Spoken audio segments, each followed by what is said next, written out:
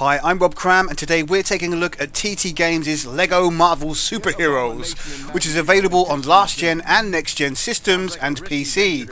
Although be warned that you're likely to pay a premium for getting the current gen version, that's Xbox One and PS4, due to its age more than anything else.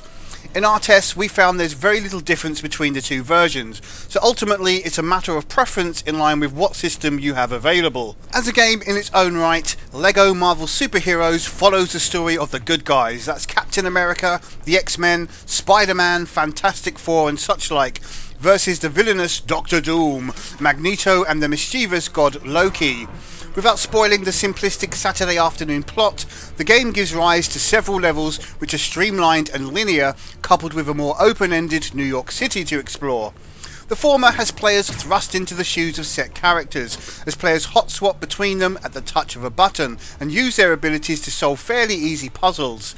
It's here where players get to see the numerous characters in action and gives a wide representation of the differences between them. Mostly, the levels include beating up the bad guys, smashing inanimate objects to gain studs, collecting mini-kits, and even rescuing the famous Stan Lee himself. There's around 15 levels in all, but these are shrouded in the open-ended New York City, which players can freely move around and discover more secrets and missions. There's lots to do in New York, including hunting down gold bricks, completing extra missions as presented by the enigmatic comedic character Deadpool, racing, helping out citizens and unlocking masses of Marvel characters. For wandering minds at least, there's always some distraction outside of the main story, which is good for pick up and play moments or when there are more than one players.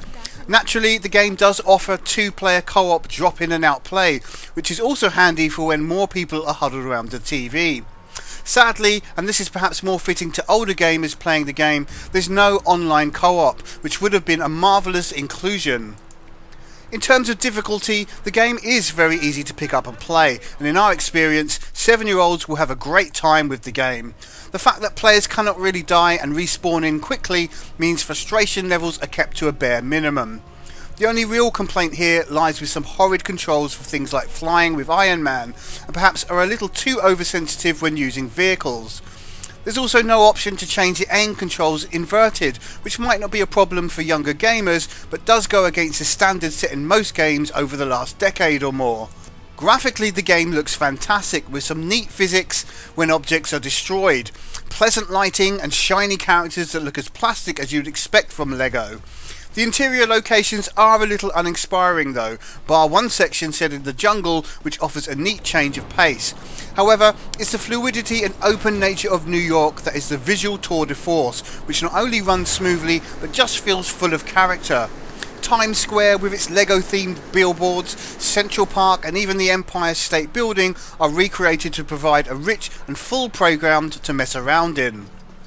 Audio is excellent as well, and will have fans of the Marvel movies laugh out loud with some of the comments and remarks that are uttered throughout. The casting is top quality, and the script full of in-jokes that will keep adults and younger players entertained from start to finish. Thor's seriousness versus Hulk's simplicity is just excellent here, and really makes the game what it is, despite some repeated phrases when free roaming. In terms of longevity, there's a lot of game here where completion of the main story comes in at around a quarter of the entire game. The rest is taken up with the unlocking of extras, side missions and such like. Players can expect to invest many hours, and for younger gamers it's likely to last until the next LEGO Marvel game, if one is ever made. So for value for money, you can't go wrong here. To conclude, LEGO Marvel Superheroes is an excellent game for youngsters and stands as a beacon of how to make a game for the younger audience. The game is so enthralling that older gamers and adults alike will also find an entertaining ride to be had here, despite the somewhat repetitive and easy nature of the core gameplay.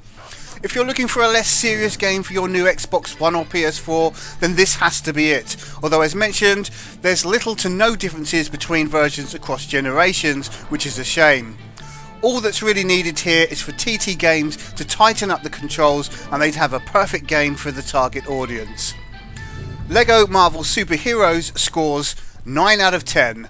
I'm Rob Cram, thanks for watching.